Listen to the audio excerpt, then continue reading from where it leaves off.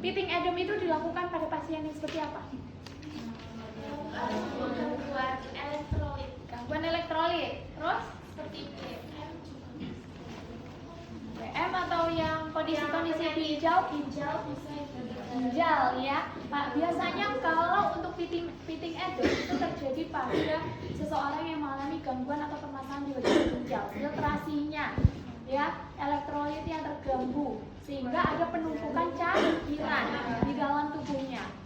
Bisa kalau pitting edem itu dilakukan biasanya di area ekstremitas, bisa atas, bisa bawah. Kalau misalkan seseorang tersebut penumpukan cairan, dia tidak hanya di bagian ekstremitas, tapi ternyata di bagian abdomen dia juga mengalami penumpukan cairan. Dia mengukurnya bukan menggunakan pitting edem, ya, tapi kita mengukurnya dengan melakukan pemeriksaan abdomen, bukan perkusi. Kita melihat ada penumpukan cairan atau enggak. Kita tahan salah satu tubuhnya bagian sisi kiri, misalkan kita mengecek yang ini. Kita tahan salah satunya bagian sisi kanan, lalu kita sedikit goyangkan. Kalau misalkan dia bergoyang seperti ada cairan, berarti dia ada cairan di dalam tubuh. Penumpukan cairannya sudah sampai abdomen. Ya. Nah, kalau untuk yang pitting edem, kita fokusnya di ekstremitas, bisa atas, bisa bawah. Oke, pitting edem ada berapa derajat? 4. Derajat 1, derajat 2, derajat 3. Ditambah derajat 0. 0 itu tidak ada pitting edem sama sekali. Berarti normal, dia kembali cepat. Ya. Oke, kalau derajat 1 kedalamannya berapa? 1 sampai 3. Oke, itu tidak kembali dalam berapa detik? 3. Oke. Cukup lama tidak langsung kembali. Kalau 0, coba ke diri sendiri. Kalau langsung kembali, berarti dia tidak ada pitting edem, tidak ada edema, tidak ada penumpukan cairan. Ya. Kalau derajat 1 tadi 1 sampai 30 mm kedalaman. Nanti dia akan balik lagi itu sekitar 3 detik. Derajat 2 3 sampai 5 mm. Oke, berapa lama kembali? 5 menit. Derajat 3 5 sampai 7. Berapa lama kembalinya? 7 menit. Oke. Untuk derajat 3 sebenarnya kembalinya itu ada yang dia sampai 6 mm, tapi dia kembalinya itu sekitar hanya di bawah dari 1 menit atau sampai 30 detik saja. Itu baru dia kembali. Nah, itu dinamakan derajat 3. Kalau misalkan derajat 4, dia kan sudah 7 sampai lebih dari 7 atau 8 mm ke atas. Nah, itu kembalinya lebih dari 1 menit. Baru dia kembali itu sudah masuk derajat 4. Itu ya, nanti pitting edem kita coba cek teman ke teman seperti itu, nanti kita nilai. Kemudian yang ketiga ada Rempel Lip Test atau Tourniquet Test. Ya, kenapa disebut dengan Tourniquet Test? Karena kita akan membendung. Biasanya dilakukan pemeriksaan pada pasien yang ada indikasi untuk demam berdarah atau dengue. Itu tadi, ada indikasi. Sebenarnya bisa loh dinilai dengan darah lengkap dari IgG-nya sama IgM-nya. Cuman apabila dengan misalkan kita di tempat yang sulit untuk menilai darah lengkapnya tadi, untuk mendapatkan hasil IgG tadi atau IgM-nya tadi. Nah, kita bisa dengan alternatif yaitu pemeriksaan Tourniquet Test atau biasa disebut dengan Rempel Lip Test. Ya, pemeriksaan ini kita akan menggunakan tensimeter. Nanti prosesnya kalian tensi dulu seperti biasa. Kalian lihat berapa sistolnya, berapa diastolnya. Kemudian kita tambahkan. Kalian tensi biasa, udah dapat sistol diastol, istirahatkan dulu sebentar. Kita dapat misalkan sistolnya 120, diastolnya 80. Berarti 120 kita tambahkan 80 berapa? 200 kita bagi 2. Kita cari rata-ratanya. Kita bagi 2. Berarti berapa? 100. Nanti kita akan tensi lagi sampai ke tekanan 100. Harapannya tidak lebih dari 100. Ya. Nanti kita tensi lagi sampai di angka jarum itu 100, baru kita kunci. Jangan kita los ya, kita kunci. Sudah dikunci, tunggu berapa lama? 5 menit. Nanti setelah 5 menit, kalau dia sudah mulai muncul bagian peteki atau di bagian lengan bagian dalam ini muncul titik-titik merah dalam jangka 5 menit atau saat 5 menit belum muncul, kita udah 5 menit kita lepaskan dulu.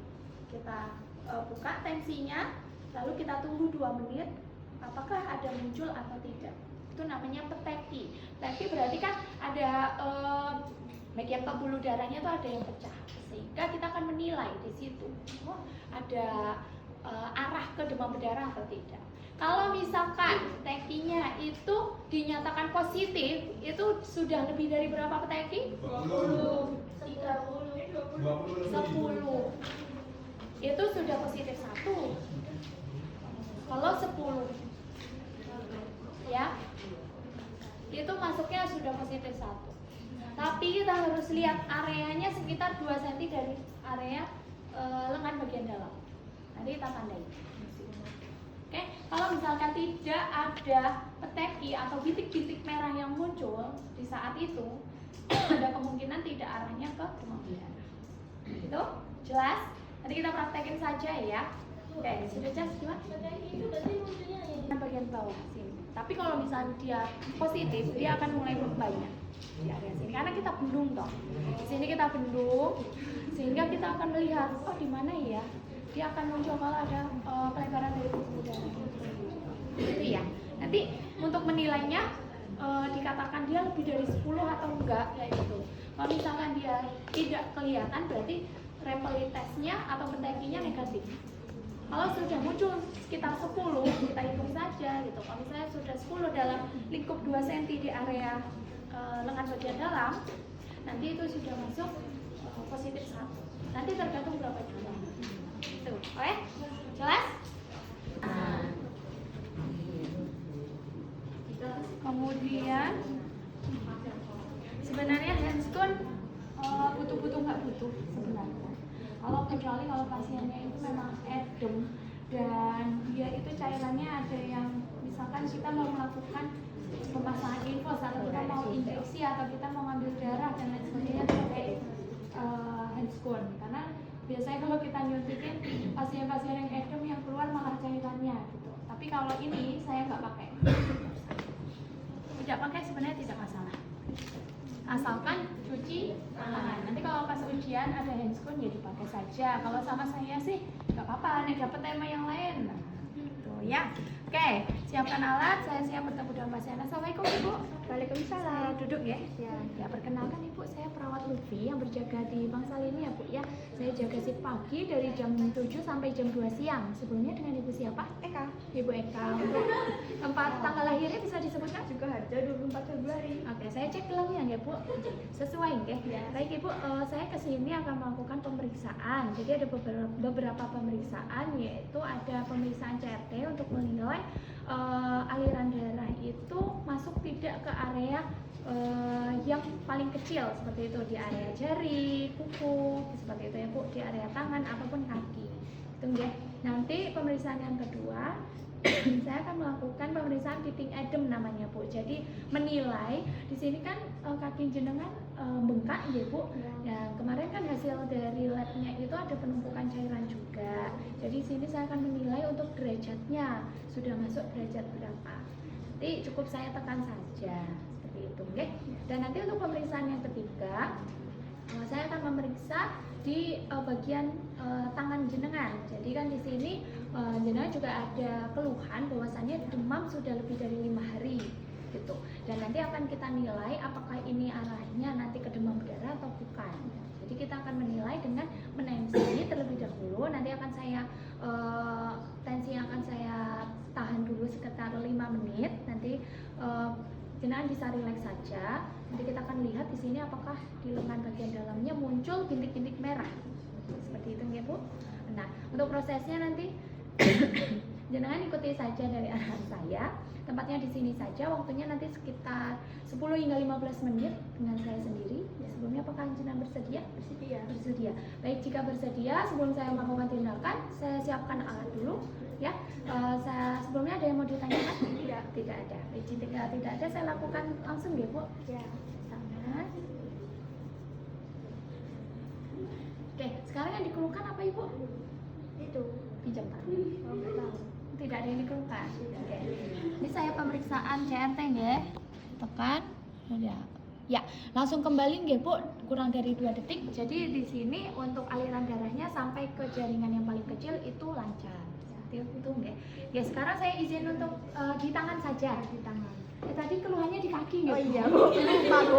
Iya, maaf. Seperti ini aja nggak apa-apa. Oh, iya. Ini harusnya sambil rebahan bisa atau nggak sambil rebahan juga bisa. Permisi nggih Bu ya? Iya. Ditekan. Oke, langsung kembali atau enggak? Itu ya. Kalau misalkan ditekan sebentar, ditekan sekitar 3 detik, lalu dilepas, dia langsung kembali, berarti tidak ada beating rhythm, berarti derajat 0. Kalau misalkan tadi kita ibarat derajat 1 ya. Oke, kembalinya 3 detik. di sekitar 3 detik dan kedalamannya sekitar 1 sampai 3 mm. Berarti masuknya derajat 1. 1. Oke. Sekarang saya lanjut untuk melakukan pemeriksaan ini ya Bu, tourniquet test atau Nepali test. Oke. Saya izin tangannya bisa ditaruh sini saja biar lebih nyaman. Ketahan baju apa ya?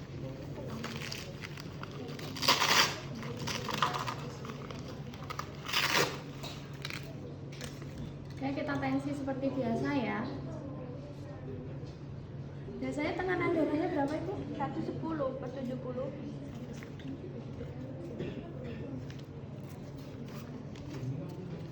Oke, agak naik ya posisinya. Tapi nanti kalau misalkan agak ketahan sama baju kan kita tahan 5 menit, kalau agak bekas nggak apa-apa ya. Nggak apa-apa. Tenang.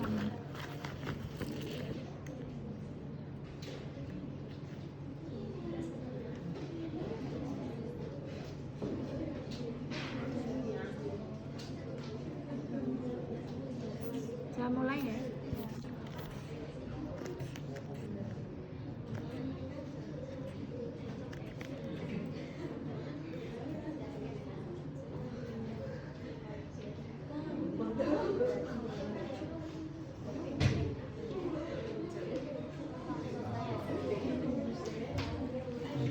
Kamu deg-degan? Enggak, 130. Oh, tahu. Ulang, Bu. Ya, ulang. 40/70 berarti 130 kita tambah 70 ya, berarti 200 kita bagi 2 ya, berarti 100. Ini saya naikkan sampai 100, nanti saya tahan selama 5 menit ya.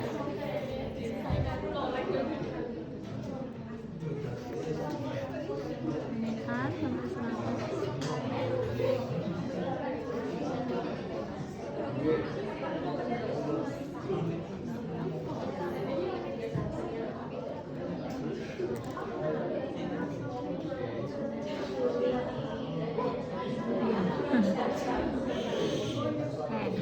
Kita biarkan sampai 5 menit. Ini tadi dapatnya 130/70.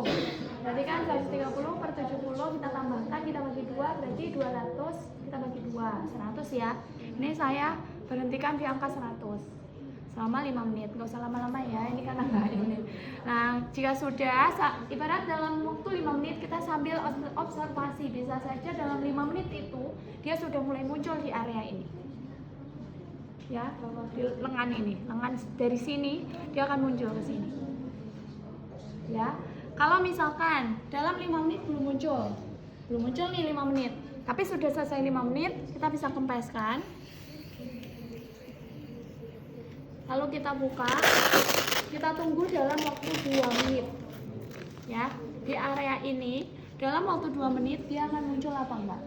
Nah, jika dia muncul mulai muncul nih sedikit-sedikit, nanti kita nilai sekitar 2 cm di area ini ada berapa jumlah peteknya.